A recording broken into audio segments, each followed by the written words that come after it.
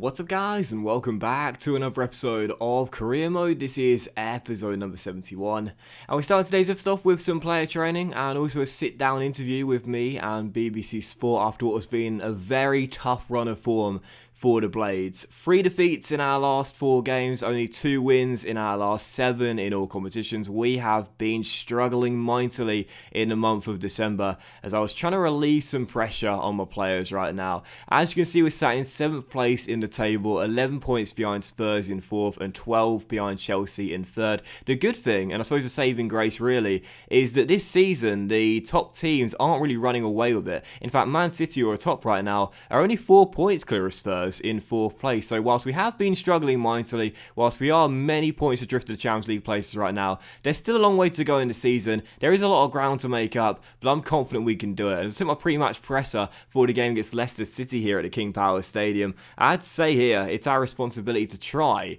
and get ourselves back into the top 4 because it's been tough. But we can do better, we should be doing better, and we've got to try harder as well. You know, quite frankly, of late, I just don't think we've been putting in the effort required if we are to make it into the top 4. You know, I've got no doubt the players have got the ability, but I'm wondering whether we've got the determination to pull ourselves out of this rough patch of form.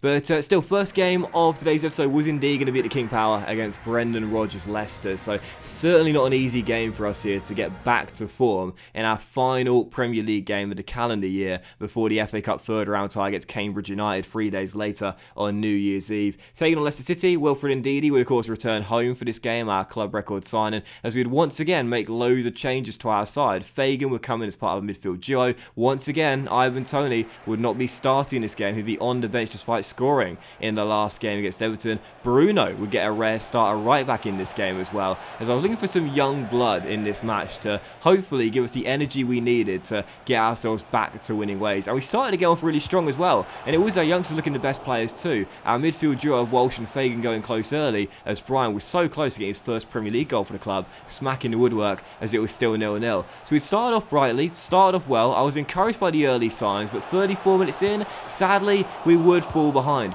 Munir's shot parried by Dean, and at the back stick, who's arriving? It's Harvey Barnes to turn in the rebound, make it 1-0, as the Foxes would get themselves in front against a run of play. And sometimes when you're in a struggling patch of form, you just don't really get the luck, do you? 2 good chances early missed, 1 hit in the woodwork, and then not too long afterwards, a shot saved by the goalkeeper, but the rebound turned in by Barnes at the far post as Leicester have the lead, and it's 1-0. It was a shame as well because I couldn't really fault the players for the effort out there. We were playing some really nice football, looking really good. We just weren't getting the rub of the green. For the second time in the first half, we hit the woodwork. Eze sent forward 1-on-1, smacks it off the near post as the Foxes escape in the first half where we'd been the better team, just couldn't find that goal. So in the second half, I didn't panic, didn't make any changes, just said to the boys, keep doing what you're doing and we'll find an equaliser. I'm confident of it and I believe in you. We were playing some really good football, and 10 minutes after the restart, Barry Walsh goes on a lovely run here, rolls it through to Dominic, and Calvert-Lewin says, fuck this, man.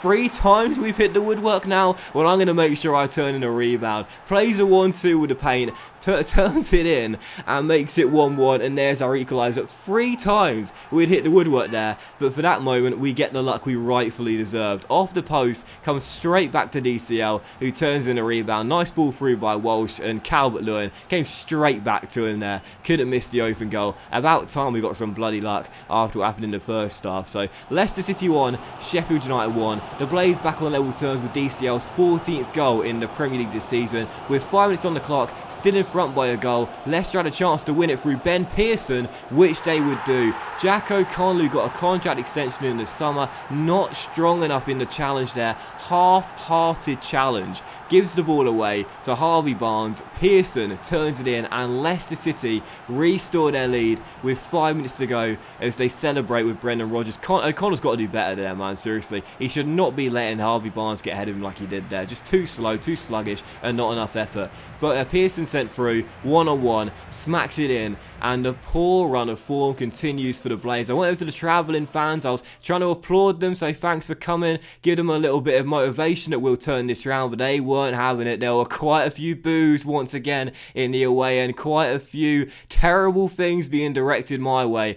I gotta be honest here, I think some of the fans are beginning to give up on me. That is now our 4th defeat in our last 5 games. It's our worst run of form since the first season, and in the press conference after the game again, I had to put all the blame on myself there, shield the boys, not let them take any sort of stick whatsoever, and just say, you know, we were unlucky, we played well today. I praised the boys for efforts because we did play well today, but the fact of the matter is we didn't get the rub of the green in that game, and I just had to say it's all on me. It's all on me. The lads played well, the lads did well, they try hard, but it was my fault. I got the tactics wrong. Put the blame on me, everyone. It's not my players' fault. So got to do what a good manager does there, protect the players and not throw them under the bus. But it is worth pointing out, whilst I can say all those things in the press conference, it doesn't distract from the fact we've only had 2 wins in the month of December, and it's our worst run of form of the season so far by quite some distance. 4 defeats in our last 5 games. I mean, really, that is incredibly poor form for a side who are supposed to finish in the Champions League places come the end of the season. My manager rating continues to slide. It's now down to a 71. And I must be honest here, I'm now beginning to fear the sack a little bit. For the first time in this series, I decided to look at the potential job openings. Now, I don't want to leave this Sheffield United team. I like what we're doing here, I do, but I'm starting to wonder whether we can take it much further. You know, we're in the European competition for the first time this season in the Europa League, but there's a real danger we're going to drop out of that for next season.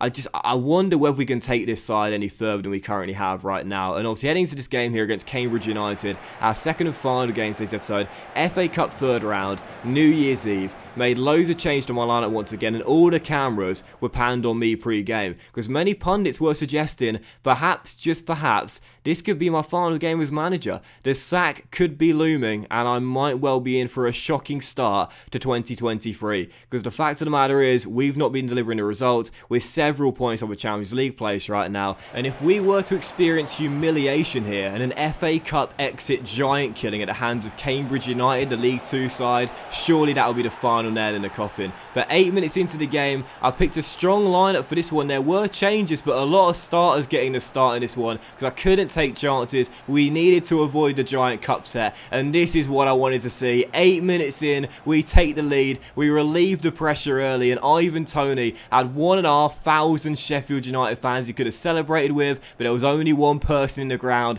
he wanted to celebrate with. I love the fact the first 2 players over to come and celebrate with me were Ivan Toney and Ollie Shaw. They don't want me to go. The players still believe in me. The fans might be starting to give up, but the players certainly haven't. They still believe we can turn this round. We just got to stick together. 2-0 was the score 28 minutes in. Dominic Calvert-Lewin turning in a ball across the ground from close range there. Jamal Lewis slides it across, and DCL simply couldn't miss. 2-0 to the Blades, and after that, the League 2 side felt a bit sorry for them, really. They began to capitulate as Jayden Bogle stormed down the right-hand side and went to the brilliant cross to the far post. Ivan Toney made it free and bagged his brace. The shot actually took a massive deflection initially. I didn't notice it at first, but he claims the goal regardless, makes it 3-0, and half an hour in, we were on course to avoid the cup set and record a big victory here against the League 2 side. And right before the breaks, we stayed aggressive. Ravel Morrison found Wilfred Ndidi, through to Brandon Lewis, out wide towards Jayden Bogle. Once again, we attack down the right-hand side. Once again, it's a brilliant cross, and once again,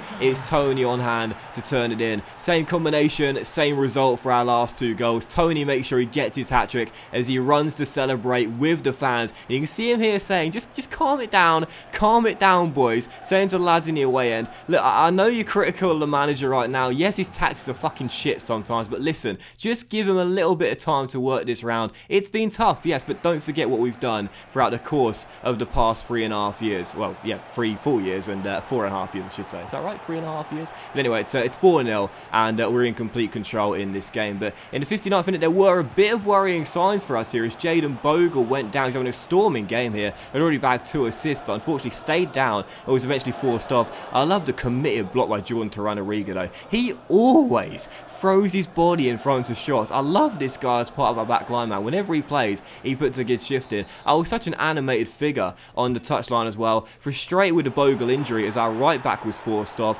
but it didn't distract from the matters on the pitch. 4-0 became 5-0 90 minutes after the restart. Cal Lewin bagging his brace, heading in that corner as we were 5 goals up, and with 3 minutes to go, Ravel Morrison, who I gave a contract extension to, some of the fans were critical over that as well. They were saying Ravel, he only plays when his deal's about to be expired because he just wants the money. Well, I still believe Morrison's got the quality here. I still believe in him. Maybe some people think I'm showing too much loyalty, but the fact of the matter is the players are giving me loyalty back as well. We were 6 goals up. The players were celebrating every goal like it was our first one. And in the 90th minute, this was really nice to see. Callum Robinson comes off the bench and playing his final game for the club because he's off to Italy tomorrow morning. He's got his bags packed for the flight already. Joined Lazio on New Year's Day. He makes it 7-0 to Sheffield United. The rout is completed. I must admit, I thought the celebrations were a little bit exaggerated here. We're 7 goals up on the League 2 side. It was celebrating like crazy, like we just won the FA Cup final. It reminded me of Michael Owen's tragic VHS that he released like